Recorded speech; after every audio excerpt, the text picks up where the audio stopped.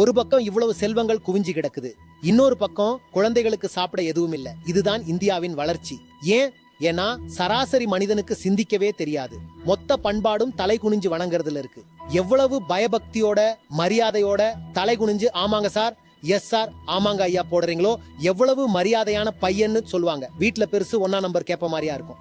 அவர்கிட்ட எப்படி பேசணும்? ஆமாங்க ஐயா, சரிங்க ஐயா, இப்படியேதான்.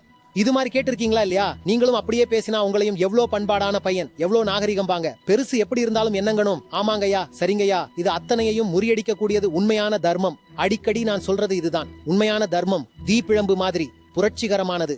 கேள்வி கேட்கும், சிறைகளை தகர்க்கும். அதனிடம் கேள்வி அறிவு உண்டு. எதற்கும் தலைவணங்காது, ஆமாஞ்சாமி போட முடியாது. தார்மீகமானவங்களின் முதல் லட்சணமே அவங்க அவ்வளவு ஈஸியா தலைவணங்க மாட்டாங்க. எல்லா இடங்களிலும் எல்லா பொய்களுக்கும் எல்லா விளம்பரங்களுக்கும் அறிவீனத்துக்கும் முன்னாடி சும்மா தலைவணங்குறவங்க எப்படி தார்மீகமானவங்களா இருக்க முடியும்?